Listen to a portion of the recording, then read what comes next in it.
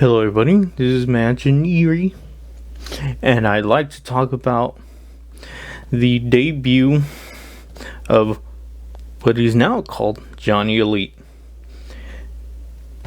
See,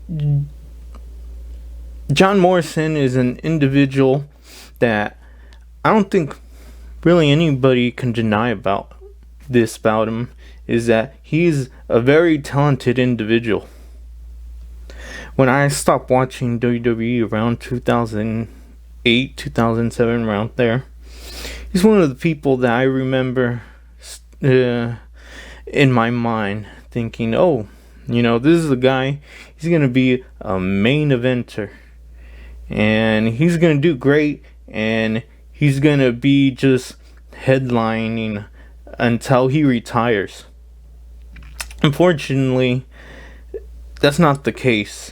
And probably a couple months ago, he got what they call in the business, I guess. You could tell Laurinaitis, big thank you to him, but he got future endeavored, meaning bye bye, you are fired.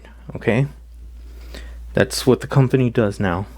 Except Laurinaitis didn't even have what it takes to give him the old, good luck on your future endeavors. You didn't even give him that.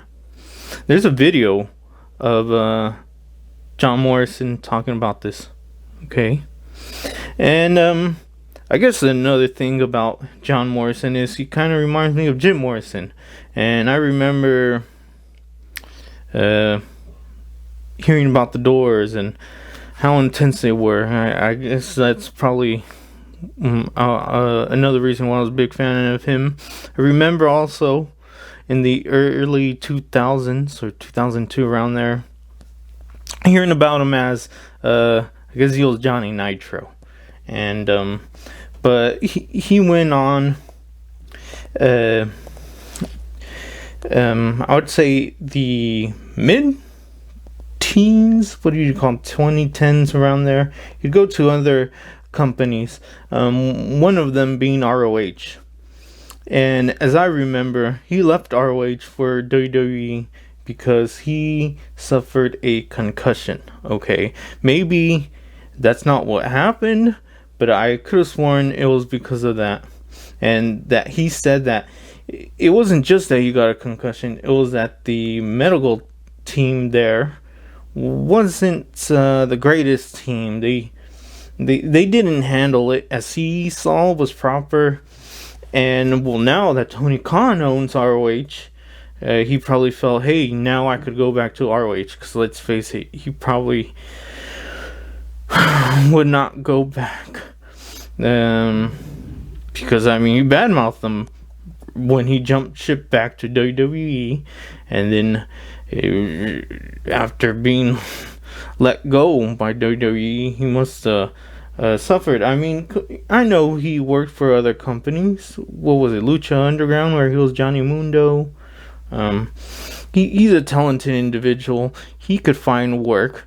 It's just, to go from WWE to not even ROH, what, you'd go to Impact? Do you want to go really to Impact? I don't hate Impact that much. It's just, I imagine I don't picture him in Impact, and I see them booking him and writing storylines, even though he's very talented. I could see them going, no, this is what we want you to do. Okay?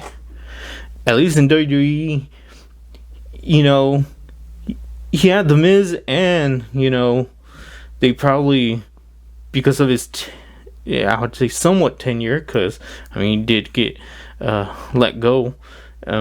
Vince remembers him from the early 2000s and said to himself, hey, this guy, we're going to let him do some of the writing or booking. But I don't know if he has any say in it. The producers are very powerful, as we saw with Sasha Banks and Naomi, and how they booked that. Horrible booking. But what can you do?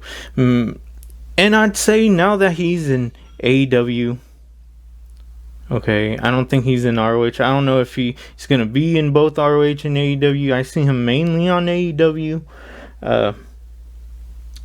He's Johnny Elite. And hopefully he's treated well there. His first match was with Samoa Joe. Samoa Joe would win. But I'd like to see him against Jay Lethal, Sanjay Dutt, other people. Other wrestlers. I could see him in matches with Adam Cole. I could see him in matches with the Young Bucks. The list is endless. Okay.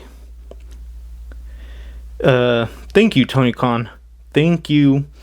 I'm not the biggest John Morrison fan, but you know, the tribulations that John Morrison has faced have been great, and for you to acquire that asset is not just smart of you, but very compassionate of you. Almighty Tony Khan. Well, alright then, people. Like, subscribe, comment. If you think I'm an idiot for being a mark for John Morrison, you know, you could tell it to my back end, or you could write it in the comment section. Other than that, all you guys have a good one. If you hate me, just like I always say, cry yourself to sleep.